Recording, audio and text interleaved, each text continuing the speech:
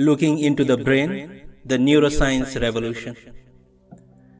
If we could look through the skull into the brain of a consciously thinking person, and if the place of optimal excitability were luminous, then we should see playing over the cerebral surface a bright spot with fantastic waving borders constantly fluctuating in size and form and surrounded by darkness, more or less deep, covering the rest of the hemisphere. Ivan Pavlov. You observe a lot by watching. Yogi Berra. In the early 1990s, novel brain imaging techniques opened up undreamed of capacities to gain a sophisticated understanding about the way brain processes information. Gigantic multi-million-dollar machines based on advanced physics and computer technology rapidly made neuroscience into one of the most peculiar areas of research. Positron emission tomography (PET) and later functional magnetic resonance imaging (fMRI) enable scientists to visualize how different parts of the brain are activated when people are engaged in certain tasks or when they remember events from the past. For the first time, we could watch the brain as it processed memories and sensations and emotions and begin to map the circuits of mind and consciousness. The earlier technology of measuring brain chemicals like serotonin or norepinephrine had enabled scientists to look at what fueled neural activity, which is a bit like trying to understand a car's engine by studying gasoline. Neuroimaging made it possible to see inside the engine. By doing so, it had also transformed our understanding of trauma. Harvard Medical School was and is at the forefront of the neuroscience revolution, and in 1994, a young psychiatrist, Scott Roach, was appointed as the first director of the Massachusetts General Hospital Neuroimaging Laboratory. After considering the most relevant questions that this new technology could answer and reading some articles I had written, Scott asked me whether I thought we could study what happens in the brains of people who have flashbacks. I had just finished a study on how trauma is remembered, or to be discussed in Chapter 12, in which participants repeatedly told me how upsetting it was to be suddenly hijacked by images, feelings, and sounds from the past. When several said that they wished they knew what trick their brains were playing on them during these flashbacks, I asked 8 of them if they would be willing to return to the clinic and lie still inside a scanner, an entirely new experience that I described in detail, which we recreated a scene from the painful events that haunted them. To my surprise, all 8 agreed, many of them expressing hope that what we learned from their suffering could help other people. My research assistant, Rita Fisler, who was working with us prior to entering Harvard Medical School, sat down with every participant and carefully constructed a script that recreated their trauma moment to moment. We deliberately tried to collect just isolated fragments of their experience, particular images, sounds, and feelings, rather than the entire story, because that is how trauma is experienced. Rita also asked the participants to describe a scene where they felt safe and in control. One person described her morning routine, another sitting on the porch of a farmhouse in Vermont overlooking the hills. We would use this script for a second scan to provide a baseline measurement. After the participants checked the scripts for accuracy, reading silently, which is less overwhelming than hearing or speaking, Rita made a voice recording that would be played back to them while they were in the scanner. A typical script. You are 6 years old and getting ready for bed. You hear your mother and father yelling at each other. You are frightened and your stomach is in a knot. You and your younger brother and sister are huddled up at the top of the stairs. You look over the banister and see your father holding mother's arms while she struggles to free herself. Your mother is crying, spitting and hissing like an animal. Your face is flushed and you feel hot all over. When your mother frees herself, she runs to the dining room and breaks a very expensive Chinese vase. You yell at your parents to stop, but they ignore you. Your mom runs upstairs and you hear her breaking the TV. Your little brother and sister try to get her to hide in the closet. Your heart pounds and you are trembling. At the first session, we explained the purpose of the radioactive oxygen the participants would be breathing. As any part of the brain became more or less metabolically active, its rate of oxygen consumption would immediately change, which would be picked up by the scanner. We would monitor their blood pressure and heart rate throughout the procedure so that these physiological changes could be compared with brain activity. Several days later, the participants came to the imaging lab. Marsha, a 40-year-old school teacher from a suburb outside of Boston, was the first volunteer to be scanned. Her script took her back to the day 13 years earlier when she picked up her 5-year-old daughter, Melissa, from day camp. As they drove off, Marsha heard a persisting beeping, indicating that Melissa's seatbelt was not properly fastened. When Marsha reached over to adjust the belt, she ran a red light. In the ambulance on the way to the emergency room, the 7-month-old fetus Marsha was carrying also died. Overnight, Marsha had changed from a cheerful woman who was the life of the party into a haunted and depressed person filled with self-blame. She moved from classroom teaching into school administration because working directly with children had become intolerable. As for many parents who have lost children, their happy laughter had become a powerful trigger. Even hiding behind her paperwork, she could barely make it through the day. In a futile attempt to keep her feelings at bay, she coped by working day and night. I was standing outside the scanner as Marsha underwent the procedure and could follow her physiological reactions on a monitor. The moment we turned on the tape recorder, her heart started to race and her blood pressure jumped. Simply hearing the script similar activated the same physiological responses that had occurred during the accident 13 years earlier. After the recorded script concluded and Marsha's heart rate and blood pressure returned to normal, we played her second script, getting out of bed and brushing her teeth. This time her heart rate and blood pressure did not change. As she emerged from the scanner, Marsha looked defeated, drawn out and frozen. Her breathing was shallow, her eyes were open wide, and her shoulders were hunched, the very image of vulnerability and defenselessness. We tried to comfort her, but I wondered if whatever we discovered would be worth the price of her distress. Picturing the brain on trauma, bright spots in A, the limbic brain, and B, the visual cortex, show heightened activation. In drawing C, the brain's speech center shows markedly decreased activation. After all 8 participants completed the procedure, Scott Ronch went to work with mathematicians and statisticians to create the images that compared the arousal created by a flashback with the brain in neutral. After a few weeks, he sent me the results, which you see above. I taped the scans up on the refrigerator in my kitchen, and for the next few months I stared at them every evening. It occurred to me that this was how early astronomers must have felt when they peered through a telescope at a new constellation. There were some puzzling dots and colors on the scan, but the biggest area of activation, a large red spot in the right lower center of the brain, which is the limbic area or emotional brain, came as no surprise.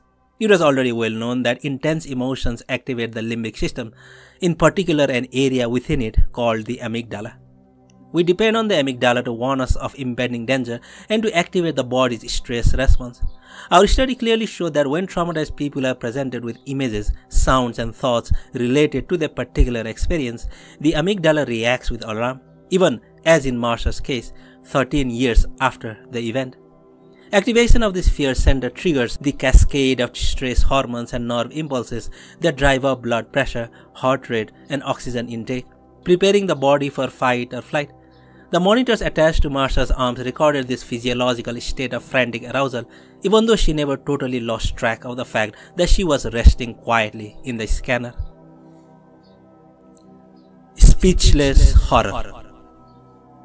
Our most surprising finding was a white spot in the left frontal lobe of the cortex, in a region called Broca's area. In this case, the change in color meant that there was a significant decrease in that part of the brain. Broca's area is one of the speech centers of the brain, which is often affected in stroke patients when the blood supply to that region is cut off. Without a functioning Broca's area, you cannot put your thoughts and feelings into words. Our scans showed that Broca's area went offline whenever a flashback was triggered. In other words, we had visual proof that the effects of trauma are not necessarily different from and can overlap with effects of physical lesions like strokes. All trauma is pre-verbal. Shakespeare captures this state of speechless terror in Macbeth after the murdered king's body is discovered.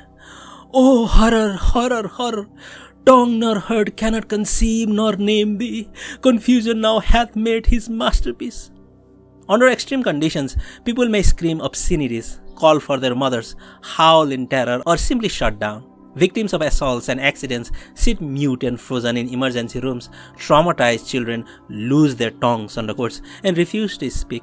Photographs of combat soldiers show hollow-eyed men staring mutely into a void. Even years later, traumatized people often have enormous difficulty telling other people what has happened to them. Their bodies re-experience terror, rage, and helplessness, as well as the impulse to fight or flee.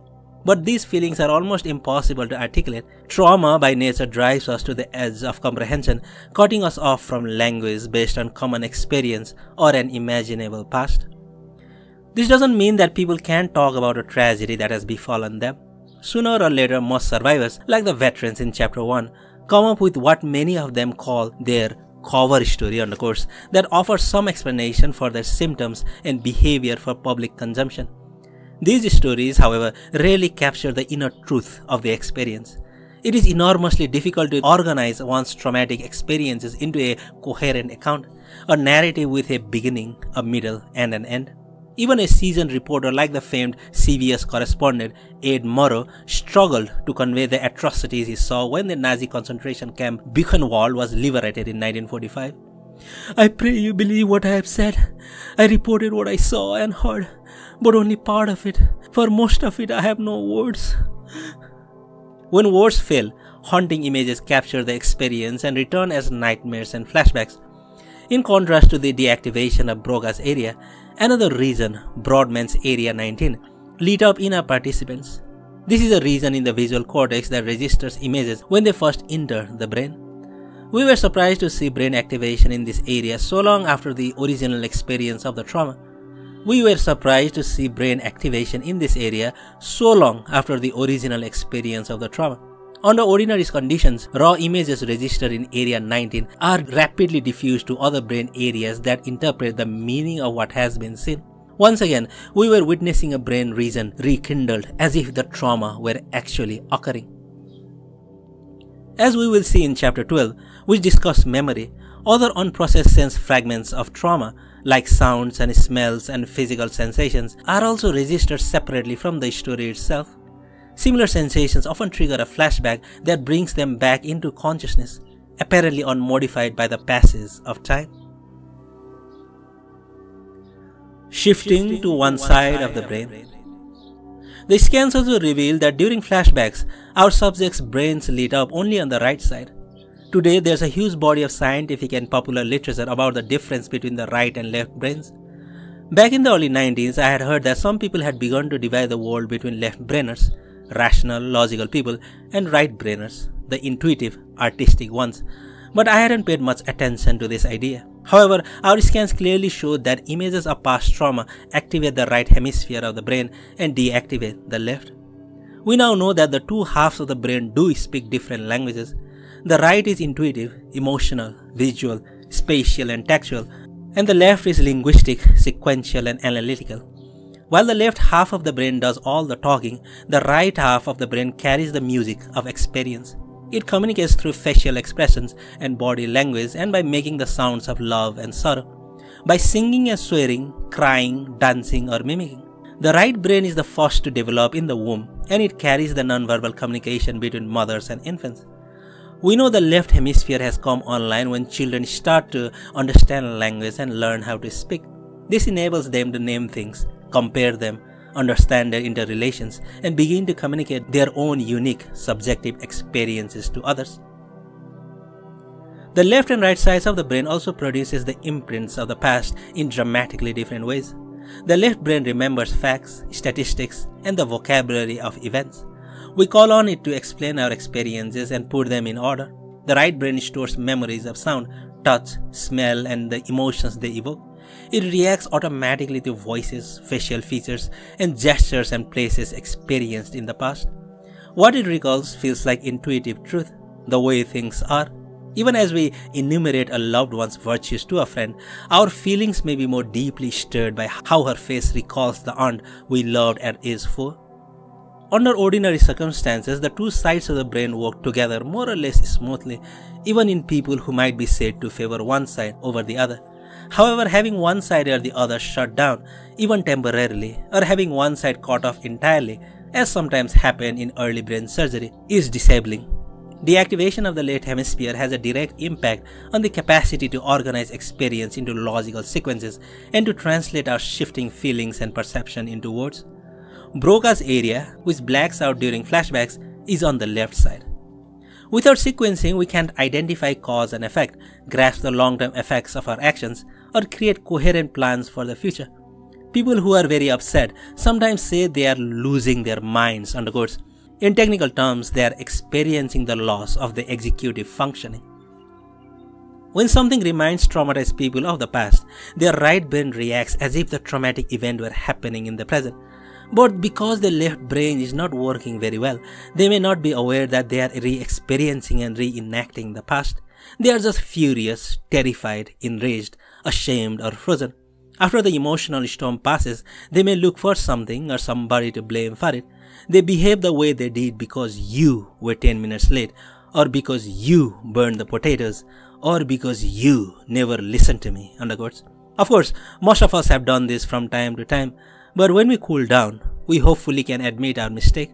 Trauma interferes with this kind of awareness, and over time, our research demonstrated why. Stuck in fight or flight. What happened to Marsha in the scanner gradually started to make sense. 13 years after her tragedy, we had activated the sensations, the sounds and images from the accident that were still stored in her memory. When the sensations came to the surface, they activated her alarm system, which caused her to react as if she were back in the hospital being told that her daughter had died. The passage of 13 years was erased. Her sharply increased heart rate and blood pressure readings reflected her physiological state of frantic alarm. Adrenaline is one of the hormones that are critical to help us fight back or flee in the face of danger. Increased adrenaline was responsible for our participants' dramatic rise in heart rate and blood pressure while listening to their trauma narrative. Under normal conditions, people react to a threat with a temporary increase in their stress hormones. As soon as the threat is over, the hormones dissipate and the body returns to normal. The stress hormones of traumatized people, in contrast, take much longer to return to baseline and spike quickly and disproportionately in response to mildly stressful stimuli. The insidious effects of constantly elevated stress hormones include memory and attention problems, irritability, and sleep disorders. They also contribute to many long-term health issues depending on which body system is most vulnerable in a particular individual. We now know that there is another possible response to threat, which our scans aren't yet capable of measuring. Some people simply go into denial. Their bodies register the threat, but their conscious minds go on as if nothing has happened. However, even though the mind may learn to ignore the messages from the emotional brain, the alarm signals don't stop. The emotional brain keeps working and stress hormones keep sending signals to the muscles to tense for action or immobilize in collapse. The physical effects of the organs go on unabated until they demand notice when they are expressed as illness. Medications, drugs, and alcohol can also temporarily dull or obliterate unbearable sensations and feelings, but the body continues to keep the score. We can interpret what happened to Marsha in the scanner from several different perspectives, each of which has implications for treatment. We can focus on the neurochemical and the physiological disruptions that were so evident and make a case that she is suffering from a biochemical imbalance that is reactivated whenever she is reminded of her daughter's death. We might then search for a drug or a combination of drugs that would damp down the reaction or, in the best case, restore her chemical equilibrium. Based on the results of our scans, some of my colleagues at MGH began investigating drugs that might make people less responsive to the effects of elevated adrenaline. We can also make a strong case that Marsha is hypersensitized to her memories of the past, and the best treatment would be some form of desensitization. After repeatedly rehearsing the details of the trauma with a therapist, her biological responses might become muted so that she could realize and remember that that was then and this is now, underquotes, rather than reliving the experience over and over. For 100 years or more, every textbook of psychology and psychotherapy has advised that some method of talking about distressing feelings can resolve them. However, as we've seen, the experience of trauma itself gets in the way of being able to do that. No matter how much insight or understanding we develop, the rational brain is basically impotent to talk the emotional brain out of its own reality. I am continually impressed by how difficult it is for people who have gone through the unspeakable to convey the essence of their experience. It is so much easier for them to talk about what has been done to them, to tell a story of victimization and revenge, than to notice, feel, and put into words the reality of their internal experience. Our scans had revealed how their dread persisted and could be triggered by multiple aspects of daily experience. They had not integrated their experience into the ongoing stream of their life. They continued to be there, and did not know how to be here, fully alive in the present. 3 years after being a participant in our study, Marsha came to see me as a patient. I successfully treated her with EMDR, the subject of chapter 15.